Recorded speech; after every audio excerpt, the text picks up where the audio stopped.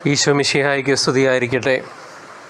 ദൈവജനമേ, കേരള കത്തോലിക്ക സഭയിലെ 3 റീത്തുകളിലെയും ഞായറാഴ്ചയുള്ള സുവിശേഷ ഭാഗമാണ് നമ്മൾ ഇപ്പോൾ വായിക്കുക. അതോടൊപ്പം അതിൻ്റെ സാരാംശവും ഹ്രസ്വരൂപേണ പറയുന്നതാവും.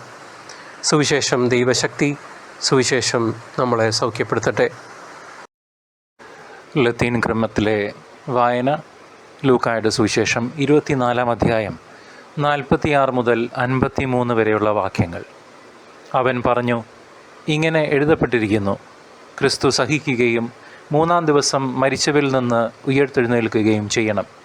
പാപമോചനത്തിലുള്ള അനുതാപം അവൻ്റെ നാമത്തിൽ ജെറുസലേമിൽ ആരംഭിച്ച് എല്ലാ ജനതകളോടും പ്രഘോഷിക്കപ്പെടേണ്ടിയിരിക്കുന്നു. നിങ്ങൾ ഇവയ്ക്ക് സാക്ഷികളാണ്. ഇതാ, എൻ്റെ പിതാവിൻ്റെ വാഗ്ദാനം നിങ്ങളുടെ മേൽ ഞാൻ അയക്കുന്നു. ഉന്നതത്തിൽ നിന്ന് ശക്തി ധരിക്കുന്നതുവരെ നഗരത്തിൽ തന്നെ വസിക്കുവീൻ. അവൻ അവരെ ബഥാനിയ വരെ കൂട്ടിക്കൊണ്ടുപോയി കൈകൾ ഉയർത്തി അവരെ അനുഗ്രഹിച്ചുകൊണ്ടിരിക്കെ അവൻ അവരിൽ നിന്ന് മറയുകയും സ്വർഗത്തിലേക്ക് സംവഹിക്കപ്പെടുകയും ചെയ്തു. അവർ അവനെ ആരാധിച്ചു അത്യന്തം ആനന്ദത്തോടെ ജെറുസലേമിലേക്ക് മടങ്ങി. അവർ ദൈവത്തെ സ്തുതിച്ചുകൊണ്ട് സദാസമയവും ദൈവാലയത്തിൽ കഴിഞ്ഞുകൂടി. ദൈവജനമേ, ഇന്ന് കർത്താവിൻ്റെ സ്വർഗാരോഹണ തിരുനാളായി നാം ആഘോഷിക്കുകയാണ്. ക്രിസ്തു സ്വർഗത്തിലേക്ക് എഴുന്നള്ളി പിതാവിൻ്റെ വലത് ഭാഗത്ത് ഉപവിഷ്ടനായി എന്നാണ് നാം വിശ്വാസ പ്രമാണത്തിൽ ഏറ്റുചൊല്ലുന്നത്. ഇപ്രകാരമുള്ള നമ്മുടെ വിശ്വാസ സത്യത്തെ നാം ആഘോഷിക്കുമ്പോൾ ഓർക്കേണ്ടത് സ്വർഗത്തെ ലക്ഷ്യമാക്കിയുള്ള നമ്മുടെ യാത്രയെ ഊട്ടി ഉറപ്പിക്കേണ്ട തിരുനാളാണ് ഇന്ന് എന്നുള്ളതാണ്. സ്വർഗത്തെ ലക്ഷ്യമാക്കി ജീവിക്കേണ്ടവരാണ് ഓരോ ക്രൈസ്തവനും. ഈ ലോക ജീവിതത്തിലാണ് നാം എങ്കിലും ഒരു ക്രൈസ്തവൻ്റെ ലക്ഷ്യം എന്നും സ്വർഗം പ്രാപിക്കുക എന്നുള്ളതായിരിക്കണം. ഈ വലിയ ലക്ഷ്യത്തെ മറന്നു പോകുമ്പോഴാണ് നാം ഈ ലോക ജീവിതത്തോട് അനുരൂപപ്പെട്ടു പോകുന്നത്. ഈ ലോക ജീവിതം ഒരു ഇടത്താവളം മാത്രമാണെന്ന് ഓരോ സ്വർഗാരോഹണ തിരുനാളും നമ്മെ ഓർമ്മപ്പെടുത്തുന്നു. സ്വർഗത്തെ ലക്ഷ്യമാക്കി നമുക്ക് മുന്നേറാം. അടുത്തത് സീറോ മലബാർ ക്രമത്തിലെ വായനയാണ്. മാർക്കോസിൻ്റെ സുവിശേഷം 16-ാം അധ്യായം 14 മുതൽ 20 വരെയുള്ള തിരുവചനങ്ങൾ. പിന്നീട് അവർ 11 പേർ ഭക്ഷണത്തിനിരിക്കുമ്പോൾ അവൻ അവർക്ക് പ്രത്യക്ഷപ്പെട്ടു. ഉയർപ്പിക്കപ്പെട്ടതിന് ശേഷം തന്നെ കണ്ടവരെ വിശ്വസിക്കാത്തത് നിമിത്തം അവരുടെ വിശ്വാസരാഹിത്യത്തെയും ഹൃദയ കാഠിന്യത്തെയും അവൻ കുറ്റപ്പെടുത്തി. അവൻ അവരോട് പറഞ്ഞു, നിങ്ങൾ ലോകമെങ്ങും പോയി എല്ലാ സൃഷ്ടികളോടും സുവിശേഷം പ്രസംഗിക്കുവീൻ.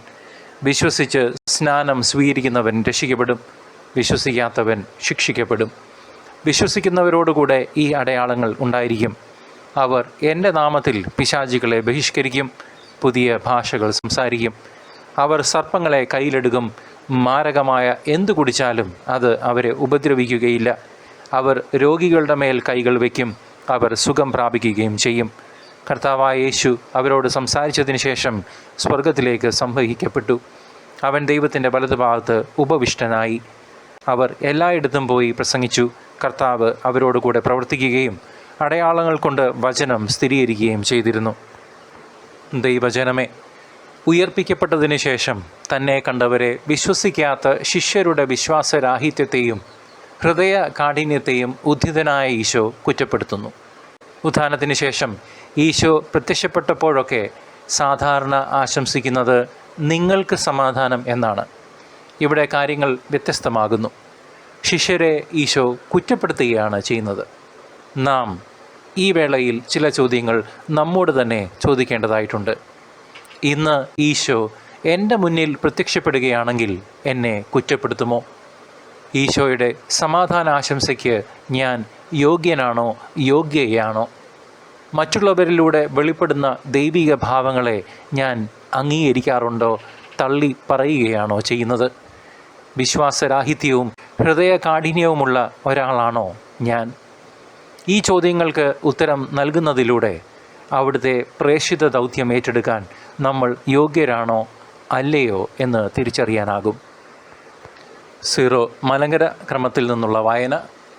യോഹന്നാൻ്റെ സുവിശേഷം 16-ാം അധ്യായം 5 മുതൽ 11 വരെയുള്ള തിരുവചനങ്ങൾ. എന്നാൽ ഇപ്പോൾ ഞാൻ എന്നെ അയച്ചവൻ്റെ അടുക്കലേക്ക് പോവുകയാണ്. എന്നിട്ടും നീ എവിടെ പോകുന്നു എന്ന് നിങ്ങളിലാരും എന്നോട് ചോദിക്കുന്നില്ല. ഞാൻ ഇതെല്ലാം നിങ്ങളോട് പറഞ്ഞതുകൊണ്ട് നിങ്ങളുടെ ഹൃദയം ദുഃഖപൂരിതമായിരിക്കുന്നു. എങ്കിലും സത്യം ഞാൻ നിങ്ങളോട് പറയുന്നു, നിങ്ങളുടെ നന്മയ്ക്ക് വേണ്ടിയാണ് ഞാൻ പോകുന്നത്. ഞാൻ പോകുന്നില്ലെങ്കിൽ സഹായകൻ നിങ്ങളുടെ അടുക്കിലേക്ക് വരികയില്ല. ഞാൻ പോയാൽ അവനെ നിങ്ങളുടെ അടുക്കിലേക്ക് ഞാൻ അയക്കും. അവൻ വന്ന് പാപത്തെക്കുറിച്ചും നീതിയെക്കുറിച്ചും ന്യായവിധിയെക്കുറിച്ചും ലോകത്തെ ബോധ്യപ്പെടുത്തും. അവർ എന്നിൽ വിശ്വസിക്കാത്തതിനാൽ പാപത്തെക്കുറിച്ചും, ഞാൻ പിതാവിൻ്റെ അടുക്കിലേക്ക് പോകുന്നത് കൊണ്ടും നിങ്ങൾ ഇനിമേലിൽ എന്നെ കാണുകയില്ലാത്തത് കൊണ്ടും നീതിയെക്കുറിച്ചും, ഈ ലോകത്തിൻ്റെ അധികാരി വിധിക്കപ്പെട്ടിരിക്കുന്നതിനാൽ ന്യായവിധിയെക്കുറിച്ചും ബോധ്യപ്പെടുത്തും. ദൈവജനമേ, ശിഷ്യന്മാർ പരിശുദ്ധാത്മാവിനെ സ്വീകരിക്കണമെങ്കിൽ ഈശോ അവരെ വിട്ടുപോകണം. സാധാരണ മീൻപിടുത്തക്കാരും ചുങ്കക്കാരുമായിരുന്ന ശിഷ്യന്മാർ, എന്നാൽ ഈശോ അവരെ തിരഞ്ഞെടുത്തതിന് ശേഷം അസാധാരണ വ്യക്തിത്വങ്ങളായി മാറ്റുന്നു. ഈശോ അവരുടെ ഊന്നുവടിയായി മാറുന്നു, അവരുടെ ബലമായി മാറുന്നു. പല കാര്യങ്ങളിൽ വ്യാപൃതരായിരുന്ന ശിഷ്യന്മാർ ഈശോയിൽ ഒന്നായി ഒരു ഹൃദയമുള്ളവരായി മാറുന്നു.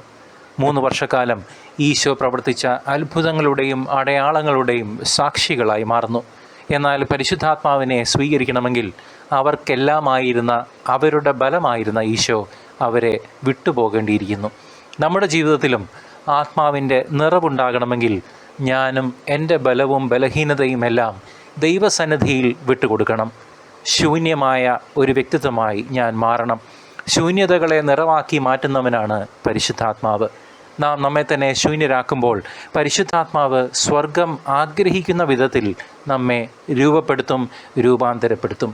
ഈ ഒരു മാറ്റം എന്നിലുണ്ടായാൽ മാത്രമേ പരിശുദ്ധാത്മാവ് പഠിപ്പിക്കുന്ന കാര്യങ്ങൾ ഉൾക്കൊള്ളുവാനും അത് ജീവിക്കാനും നമുക്ക് സാധിക്കുകയുള്ളൂ. അല്ലാത്ത പക്ഷം ഈശോ പറയുന്നത് പോലെ അധരം കൊണ്ട് നിങ്ങൾ എന്നെ ബഹുമാനിക്കുന്നു, എന്നാൽ ഹൃദയം എന്നിൽ നിന്നും വളരെ അകലെയാണ്. ശിഷ്യന്മാർ തന്നെ ഇതിന് ഉദാഹരണമാണ്. എന്തുണ്ടായാലും ഈശോയോടൊത്ത് ഉണ്ടായിരിക്കുമെന്ന് പറഞ്ഞ ശിഷ്യന്മാർ അവൻ്റെ പീഡാസഹന വേളയിൽ അവനോടൊത്തില്ലായിരുന്നു. ഒരുവനെ ആന്തരിക മാറ്റത്തിന് വിധേയമാക്കുന്ന ആത്മാവിനെ നമുക്ക് സ്വന്തമാക്കാം. ദൈവം നമ്മളെ അനുഗ്രഹിക്കും.